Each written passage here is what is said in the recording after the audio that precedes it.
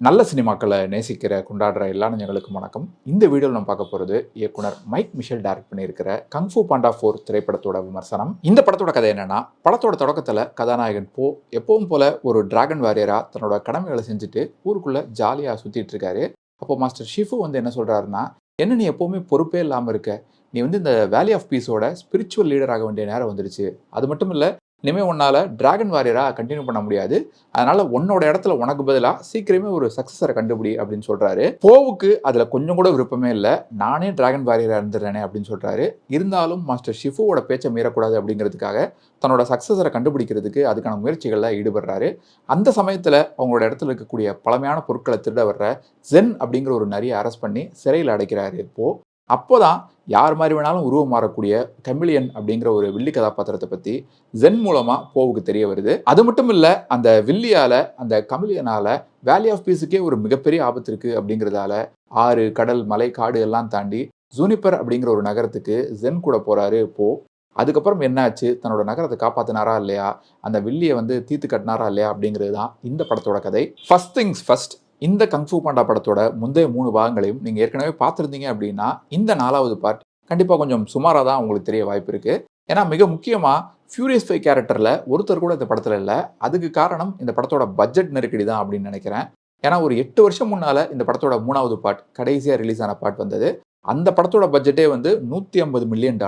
So அதே பட்ஜெட்டில் இன்னைக்கு எடுக்கணும் அப்படின்னாலே இன்னைக்கு இருக்கிற இன்ஃப்ளேஷனுக்கு $200 மில்லியன் ஆகும். ஆனால் இந்த 4வது பாட்டோட பட்ஜெட் $100 மில்லியன் கூட இல்லை. அதாவது 3வது பாட்டோட பட்ஜெட்டில் பாதி கூட இல்லை. அதனால் இந்த படத்தில் ஜாக்கி சான் கிடையாது, ஏஞ்சலினா ஜோலி கிடையாது, யாருமே கிடையாது. சும்மா பேருக்கு கடைசியில் ஒரே ஒரு சீனில் அந்த ஃபியூரியஸ் 5 கேரக்டர்ஸை எந்த ஒரு டயலாகுமே இல்லாமல் சும்மா பேருக்கு காட்டுறாங்க. இந்த மாதிரி இந்த 4வது பாட்டில் பார்த்தீங்கன்னா கங் ஃபூ பாண்டா ஃப்ரான்ச்சைஸ் ரசிகர்களுக்கு சில டிசப்பாயின்மெண்ட்ஸ் உண்டு. அதே போல் ஒரு வழக்கமான சீக்குவலுக்கே உண்டான சில டெம்ப்ளேட்டட் விஷயங்களும் இந்த படத்தில் உண்டு. ஆனாலும் இந்த குறைகளெல்லாம் தாண்டி கங் ஃபூ பாண்டா 4 திரைப்படம் கண்டிப்பாக நம்மளை என்டர்டெயின் பண்ணுது அப்படின்னு தான் சொல்லணும். நிறைய இடங்களில் சிரிக்க முடிஞ்சது, ஆக்ஷன் காட்சிகள்லாம் ரசிக்க முடியா இருந்தது. அந்த ஜென் கேரக்டரோட இன்ட்ரோ சீன் எப்போ வரக்கூடிய ஃபைட், ஜூனிப்பர் நகரத்துக்குள்ள நுழைஞ்சதுமே வரக்கூடிய ஒரு சேஸ் சீன், அதே போல் மைக்கேல் மேன காமராஜன் படத்தோட கிளைமேக்ஸில் வர்ற மாதிரி மலை உச்சியில் இருக்கக்கூடிய ஹாப்பி ரேபிட் டவன் அப்படிங்கிற ஒரு பாரில் வரக்கூடிய ஒரு ஃபைட் சீன், அதுக்கப்புறமா அதே ஹாப்பி ரேபிட் டவனில் போவோட அப்பாக்கள் 2 பேரும் வரக்கூடிய சீன்னு நிறைய காட்சிகள் ரொம்பவே ஃபன்னியாக என்ஜாயபிளாக இருந்தது. எப்போ பார்த்தாலும் வயலன்ஸ்னு கத்திட்டே இருக்கிற அந்த 3 குட்டி ரேபிட் கேரக்டர்ஸ் வரக்கூடிய காட்சிகள், போவோட அப்பா மலை உச்சியில் படியேறப்போ கீழே விழுகிற ஒரு சீன், வயலன்ஸ் பற்றி ப்ராவப் சொல்கிற சீன்னு வேறு சில காட்சிகளும் ரசிக்கும்படி இருந்தது. அதே போல் அந்த கமிலியன் கேரக்டரோட இன்ட்ரோ சீன் ரொம்பவே நல்லா பண்ணியிருந்தாங்க. அடுத்தடுத்த காட்சிகளையும் அந்த கேரக்டரை பார்த்தாலே பயம் வர்ற மாதிரி ஒரு மாதிரி டெரராக ப்ரெசென்ட் பண்ணியிருந்தாங்க.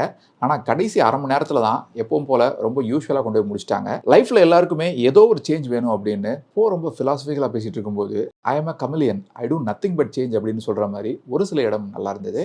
அண்ட் கடைசியில் பிரிட்னி ஸ்பியர்ஸோட பேபி ஒன் மோர் டைம் பாட்டோட ரீமிக்ஸ் ஒன்று பண்ணியிருக்காங்க, அதுவும் செம்மையாக இருந்தது. இன்னொரு விஷயம், இந்த படத்தில் வரக்கூடிய ஜென் அப்படிங்கிற அந்த முக்கியமான கேரக்டர், அந்த திருட்டு நரி கேரக்டர் பார்க்கும்போது 2016ஆம் ஆண்டு வெளியான ஜூட்டோபியா படத்தில் வரக்கூடிய அந்த திருட்டு நரி கேரக்டர் ஞாபகம் வந்தது. அது எனக்கு மட்டும்தான் அப்படி தோணுச்சா என்னன்னு தெரியல. ஒருவேளை உங்களுக்கும் அப்படி தோணி இருந்தா கீழே கமெண்ட்ஸில் சொல்லுங்க. மொத்தத்தில் இந்த கங் ஃபூ பாண்டா 4 திரைப்படம் எப்படி இருக்குன்னு கேட்டிங்கன்னா, ஒரு ஆவரேஜான சீக்குவல் தான். இருந்தாலும் குழந்தைகளுக்கும் என்ன மாதிரி குழந்தை மனம் படைத்தவர்களுக்கும் நிச்சயமாக இந்த படம் பிடிக்கும். குறிப்பாக கங் ஃபூ பாண்டா ஃப்ரான்ச்சைஸ் ரசிகர்களை இந்த படம் திருப்திப்படுத்தும் அப்படின்னே சொல்லலாம். ஏன்னா இந்த படத்தோட ஃபஸ்ட்டு பார்ட்லாம் நான் காலேஜ் செகண்ட் இயர் படிக்கும்போது ரிலீஸ் ஆச்சு. அதுக்கப்புறம் நான் காலேஜ் முடிச்சு பிஜி முடிச்சு ஒரு 13 வருஷமாக வேலை பார்த்துட்டு இருக்கேன். இப்போவும் இந்த படத்தோட சீக்குவல் எடுத்துகிட்டு இருக்காங்க. அது ஒர்க் ஆகுது அப்படின்னே சொல்லலாம். இந்த படம் வந்து மொத்தத்தில் நமக்குள்ளே இருக்கக்கூடிய கிட்டை சாட்டிஸ்ஃபை பண்ணக்கூடிய, திருப்திப்படுத்தக்கூடிய ஒரு படமாக இருக்கும் அப்படின்னு கண்டிப்பாக சொல்லலாம். உங்கள் வீட்டில் குழந்தைங்க இருந்தாங்கன்னா கண்டிப்பாக தியேட்டருக்கு கூட்டிகிட்டு போங்க, அவங்க என்ஜாய் பண்ணுவாங்க. இந்த படத்தோட முதல் 3 பாட்டை பார்த்துருக்கணும் அப்படின்னு கூட அவசியம் இல்லை. இந்த படம் தமிழ் டப்பிங்லேயும் ரிலீஸ் ஆயிருக்கு. ஸோ இந்த ரிவ்யூ உங்களுக்கு பிடிச்சிருந்தா மறக்காமல் உங்கள் ஃப்ரெண்ட்ஸ் அண்ட் ஃபேமிலி கூட ஷேர் பண்ணுங்கள்.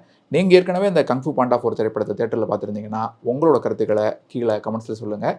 மீண்டும் வேற ஒரு வீடியோவில் சந்திப்போம். இன்னும் நிறைய சினிமாக்கள் பார்ப்போம், நிறைய சினிமாக்கள் பற்றி பேசுவோம். நன்றி.